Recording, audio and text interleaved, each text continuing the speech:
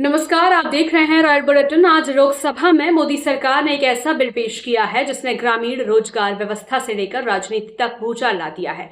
सरकार ने मनरेगा की जगह लेने वाला नया कानून पेश किया है जिसका नाम है विकसित भारत गारंटी फॉर रोजगार एंड आजीविका मिशन ग्रामीण बिल 2025, जिसे शॉर्ट फॉर्म में कहा जा रहा है VBG, रामजी बिल।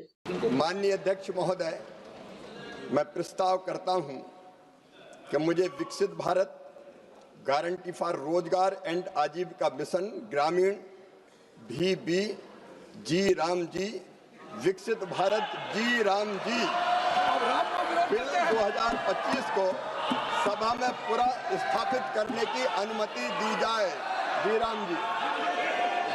सरकार के इस नए बिल के जरिए मनरेगा की जगह नया ग्रामीण रोजगार गारंटी कानून लाया जा रहा है। जहां मनरेगा में 100 दिन रोजगार की गारंटी थी, वहीं इस नए बिल में 125 दिन रोजगार की गारंटी देने की बात कही गई है। सरकार का दावा है कि यह बिल ग्रामीण अर्थव्यवस्था को मजबूत करेगा, रोजगार के नए अवसर पैदा करेगा और विकसित भारत के लक्ष्य को पूर्ण करेगा। इस बिल का सबसे बड़ा बदलाव यह बताया जा रहा है कि अब राज्यों की भी हिस्सेदारी तय की जाएगी, जबकि मनरेगा में अब तक पूरी जिम्मेदारी केंद्र सरकार की थी।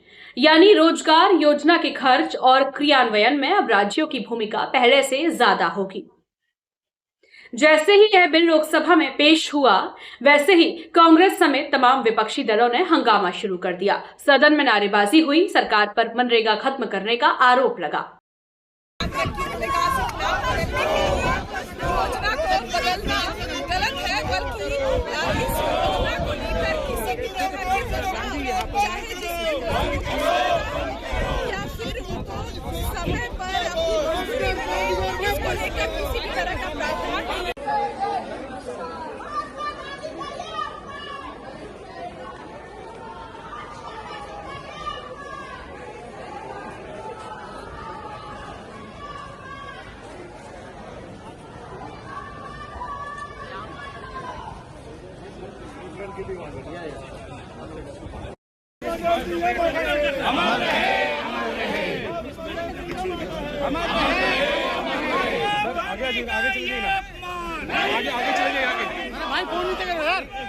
आगे चले जाइए सर, आगे चले जाइए। प्रियंका जी का आगे चले जाइए सर। लोकसभा में कांग्रेस महासचिव प्रियंका गांधी वाड्रा ने इस बिल को लेकर सरकार पर सीधा हमला बोला। प्रियंका गांधी ने कहा कि सरकार को नाम बदलने की एक सनक सवार है। मुझे समझ नहीं आता कि आखिर हर चीज का नाम बदलने की जरूरत क्यों पड़ रही है। जी राम जी बिल के जरिए ग्राम पंचायतों के अधिकार छीने जा रहे हैं।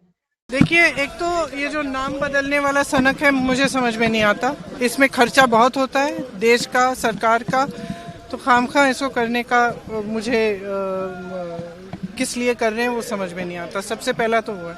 दूसरा, मनरेगा द्वारा एक अधिकार दिया गया था सबसे गरीब से गरीब जनता को। किस चीज का अधिकार? रोजगार का, 100 दिन के रोजगार का अधिकार।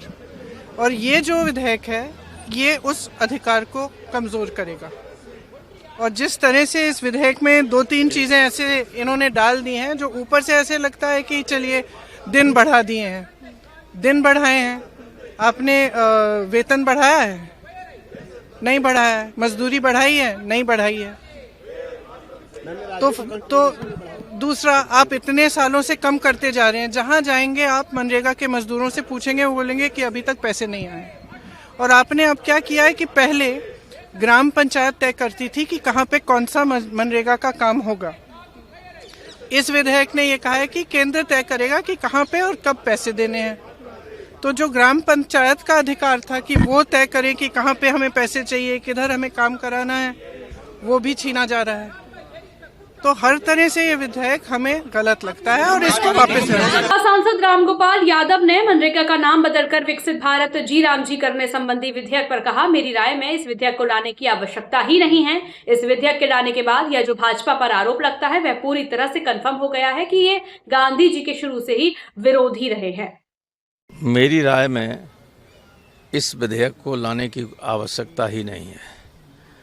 इस विधेयक के लाने के बाद ये जो आरोप लगता रहा है बीजेपी पर, वो पूरी तरह से कन्फर्म हो गया है कि ये गांधी जी की शुरू से ही विरोधी रही है और जिस तरह के गांधी जी की हत्या से लेकर अब तक आरोप लगते रहे वे सब कन्फर्म हो रहे हैं, क्योंकि इसमें नया क्या ला रहे हैं, केवल नाम ही बापू के नाम से अगर इतनी नफरत है तो इस बिल को हम लोग तो कभी सपोर्ट नहीं कर सकते। आप बहुमत के बल पर बना लें, लेकिन आवश्यकता है ही नहीं इस बिल को लाने की। फिलहाल जी राम जी बिल को लेकर संसद के अंदर और बाहर सियासत तेज हो चुकी है। सोशल मीडिया पर भी जबरदस्त बहस चल रही है।